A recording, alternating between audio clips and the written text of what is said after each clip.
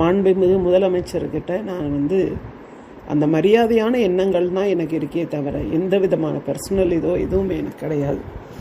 அவர் வந்து எல்லா மக்களுக்கும் நன்மைக்காக ஒரு முதலமைச்சர் அந்த பதவியில் என்ன இருக்குமோ அதை தான் அவர் வந்து இந்த அஜித் ஒரு மரணம் நடந்தப்பையும் அவர் உடனடியாக நடவடிக்கை எடுத்து எல்லாமே அவர் செஞ்சுட்டு வர்றார். அப்பேற்பட்ட மனிதரே வந்து ஒரு தாயோடைய உணர்வுகளை மதித்து சாரி கேட்டாருன்னா நான் பல தடவை அவங்க அம்மாட்ட சாரி கேட்கணும், அவங்க அம்மாட்ட பல தடவை மன்னிப்பு கேட்கணும்.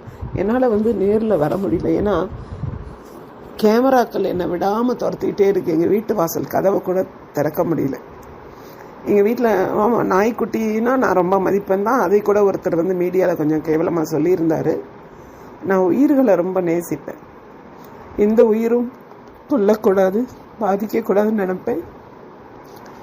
ஒரு சின்ன எறும்பு கூட குக்கர் மூடியில் ஒட்டி இருந்தால் நான் அதை மெதுவாக ஒரு குச்சியை வச்சு தள்ளி விட்டுட்டு அப்புறம் தான் சாதம் வைப்பேன். ஸோ ஈவன் எங்கள் வீட்டில் வந்து நாங்கள் கொஞ்சம் காடோடு சேர்ந்த மாதிரி தான் இருக்கும், கிராமம். எத்தனையோ தடவை பாம்பு வந்திருக்கு. ஈவன் என் ஸ்டூடெண்ட்ஸுக்கு கூட தெரியும். நான் கொல்லாதீங்கன்னு தான் சொல்லுவேன். ஏன்னா வாழ்கிறது எல்லா உயிரோட உரிமை. அழிக்கிறது நம்ம வந்து ஒரு 6th சென்ஸ் இருக்கிற ஹியூமனால் அழிக்கிறது நம்ம டாமினேஷன் கிடையாது. அது வந்து நான் பல தடவை நான் உறுதியாகவே சொல்லுவேன். ஸோ இந்த மாதிரி ஒரு சூழ்நிலையில் எனக்கு ஐஏஎஸ் அதிகாரி தெரியும், அது அவங்கள தெரியும், இவங்கள தெரியும், ஃபோன் பண்ணேன் அப்படின்றாங்க. இந்த அஜித்குமார் தம்பி அவர்களோட மரணத்தை எப்படி எடுத்து செல்லணும், அவருக்கு எவ்வளோ உண்மையாலுமே அவங்க குடும்பம் மேலே அக்கறை இருந்து அவருக்குரிய இரங்கலையும் அன்பையும் வெளிப்படுத்தணும்னா இப்படி திசை திருப்பலாக இவ்வளோ சேனல்ஸும் பேசிகிட்டு இருக்க மாட்டாங்க. சாத்தான் குளத்தை பற்றி 90% பேசுகிறாங்க, 10% தான் அஜித்குமார் அவங்க தம்பியை பற்றி பேசுகிறாங்க. அதை தவிர என்னோட பர்சனல் வாழ்க்கை வரலாறு வந்து இந்த சமுதாயத்துக்கு ரொம்ப பெரிய முக்கியம் கிடையாது. பர்சனல்னால் இவங்க கல்யாணம் பண்ணாங்க, இவங்களுக்கு குழந்தை குட்டி இல்லை, இவங்க அப்படி, இவங்க ரூடு, இவங்க அப்படி இப்படின்னு என் வாழ்க்கையில் என்னோட பர்சனல் சேற்றை வாரி இறைப்பதுங்கிறது இந்த சமுதாயத்துக்கு ஒரு தேவையில்லாத விஷயம். அவங்க இதனால் என்னத்தை தெரிஞ்சுக்க போகிறாங்க? நான் அவ்வளோ பெரிய ஆளும் கிடையாது, ரொம்ப சாதாரண மிடில் கிளாஸ் ஃபேமிலி. எங்கள் அப்பா ரொம்ப ஒரு நேர்மையான அதிகாரி. இதை கண்டிப்பாக நான் தெரிவிச்சே ஆவேன். உலகமே எதிர்த்தாலும் அவர் ஒரு மிகப்பெரிய நேர்மையான அதிகாரி. ஒவ்வொரு வருஷமும் கலெக்டர்கிட்ட அவருடைய பணியின் பாராட்டுக்காக அவார்டு வாங்குறவர். அத்தனை மெடல்ஸும் எங்கள் வீட்டில் இருக்குது. அப்படிப்பட்ட நேர்மையான அதிகாரி தான் எங்கள் அப்பா. அவர் வந்து அவரோட பதவிக்கு நாங்கள் கோயம்புத்தூரில் தான் வாழ்ந்தோம், பிறந்து வளர்ந்தது எல்லாம் கோயம்புத்தூர் தான். அவர் பதவிக்கு எவ்வளவோ சொகுசாக வசதியாக கோயம்புத்தூர்லேயே வீடு கட்டி வாழ்ந்துருக்கலாம். ஆனால் அரசாங்கத்துடைய லோன் அப்ளை பண்ணி வாங்கி எங்களால் முடிஞ்ச அளவு இந்த கிராமத்தில் ஒரு வீட்டை கட்டி, கிட்டத்தட்ட 40 வருஷத்துக்கு முன்னாடி கட்டின வீடு இது. யாரோட காசுலையும் கட்டலை, லோன் எங்கள் அப்பா இதுலேயும் அம்மா இதுலேயும் ரெக்கவரி செய்யப்பட்டு கட்டின, ரிட்டையர்மெண்ட் வரைக்கும் கட்டின லோனு. இங்கே வந்து ஆஃப்டர் ரிட்டையர்மெண்ட் வந்து நாங்கள் 2001-2 அப்பா வந்து ரிட்டையர் ஆகிட்டாங்க. ஸோ இவங்க வந்து ஏதோ எங்கள் அதிகாரத்தை வந்து நாங்கள் 2011 யூஸ் பண்ணோன்னு சொல்கிறாங்க. ரிட்டையர்மெண்ட்டுக்கு அப்புறம் ஒரு மனுஷங்களுக்கு அந்தந்த அரசாங்க அதிகாரிகள் எல்லாருக்குமே தெரியும், அந்தந்த டிபார்ட்மெண்ட்டில் இருக்கிறவங்களுக்கு ரிட்டையர்மெண்ட்டுக்கு அப்புறம் அங்கே டிபார்ட்மெண்ட்டு போனால் எவ்வளோ மரியாதைக்கு அந்த வாசலில் நிற்கிற பியூன்லேருந்து அந்த ஸ்வீப்பர்லேருந்து என்ன மரியாதை கொடுப்பாங்கன்றது எல்லாருக்குமே தெரியும். இந்த எல்லா பிரச்சனைக்கும் காரணமே, இவ்வளோ அசிங்கப்படுத்துறது, இவ்வளோ மீடியாவில் வர்றதுக்கு காரணமே ஆலம்பட்டியை சேர்ந்த இந்த ஒன்றிய செயலாளர் சண்முகன்றவர் சார்.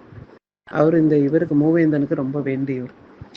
அவர் என்னன்னா, இந்த பணத்தை வாங்குறத அவங்க வந்து திருப்பி நமக்கு கொடுக்கக்கூடாதுன்றக்காக இப்படியெல்லாம் திசை திருப்பி அவளை கேவலப்படுத்தி நம்ம வச்சுக்கலாம், செமிச்சிடலாம், அதை நான் எல்லாம் அசிங்கமும் படுத்துறேன்னு முனைப்பாக செயல்பட்டு வர்றாரு. அவங்க வந்து கொஞ்சம் வருஷங்களுக்கு முன்னாடி அவர் வந்து அன்னை ஃபாத்திமா காலேஜ் ஷா அவர்கள் சேர்மன் ஃபோக்சோ சட்டத்தில் உள்ள போனார் இல்லையா, பிஜேபி உடைய பொறுப்பில் ஏதோ ஒரு பொறுப்பில் இருக்கார், டிஸ்ட்ரிக்ட் செக்ரட்டரின்ற மாதிரி சொன்னார் அந்த ஷான்றவர். அவருக்கு ரொம்ப வேண்டியவர், நெருங்கினவர் இந்த சண்முகன்றவர். சண்முகம் வந்து இத்தனைக்கும் டிஎம்கே ஒன்றிய செயலாளர். ஷா கிட்ட போய் அப்பப்போ காசு வாங்கிட்டு வருவாருன்னு ஷாவை சொல்லுவார் எங்ககிட்ட. செலவுக்கு காசு கொடுங்கன்னு வாங்கிட்டு வருவார். அதனால் இந்த சண்முகன்றவர் உண்மையாலுமே கொஞ்சம் வருஷங்களுக்கு முன்னாடி என்னோட மாருதி 800 ஒரு ஷூட்டிங்காக கேட்டார். அன்னை ஃபாத்திமா காலேஜில் ஷூட்டிங் நடக்குது, 800 கொடுங்க. நான் கொடுக்க முடியாதுன்னு, ஏன்னா எனக்கு வந்து பிடிக்காது அவங்களையெல்லாம். அவர் வந்து கொஞ்சம் ஒரு மாதிரி நடக்கக்கூடியவர், எனக்கு பிடிக்காது. அந்த இதில் வந்து நல்ல பெயர்கள் கிடையாது அந்த ஊர்லன்றனால. ஸோ அவங்க கூடயெல்லாம் நாங்கள் பழக மாட்டோம், வேண்டான்றோம். அமைதியாக போயிட்டு அமைதியாக வருவோம். இவங்கெல்லாம் நமக்கு வேண்டான்ற மாதிரி ஒரு வாழ்க்கை. அப்போ நான் கொடுக்க முடியாதுன்னு சொன்னேன். எதுக்கு கேட்டார்னா, அந்த அந்த இதில் நடிக்கக்கூடிய ஹீரோவோ அல்லது வில்லனோ அந்த காரை அடித்து நொறுக்கணும், அதை ஒரு படமாக பிடிக்கிறாங்களாம். செலவுக்கு அந்த படப்பிடிப்புக்காரங்க தரப்புலேருந்து காசு வாங்கி தந்துடுறேன்னாரு. நாங்கள் அது ஒரு வண்டி தான் வச்சுருக்கோம். இதில் வந்து நம்ம அந்த வண்டியை வந்து கொடுத்துட்டு நம்ம கஷ்டப்பட முடியாதுன்னு நான் கேட்டை திறக்க முடியாதுன்ட்டேன். அவர் கேட்டை ரொம்ப நேரம் தடார்னு தட்டிக்கிட்டு இருந்தார். ஒன்றிய செயலாளர் சண்முகன்றவர். நான் தரல. அதில் இருந்தே கொடுக்க முடியாதுங்கன்னு சொல்லிட்டேன். என் மேலே ஒரு வெறுப்பும் கோவமாக எதையாவது பரப்பி விட்டுக்கிட்டே இருப்பார். இப்போ இந்த பிரச்சனையிலையும் அவர் மற்றவங்களையெல்லாம் கூப்பிட்டு இதெல்லாம் சொல்ல வச்சுக்கிட்டு இருக்காரு. தெய்வத்தை நம்பி இருக்கோம். விதி வலியது. கடவுள் நமக்கு என்ன சொல்றாரோ நம்ம அதை கேட்டுக்குவோம். சட்டத்துக்கு முழுமையான ஒத்துழைப்பு கண்டிப்பா தருவோம்.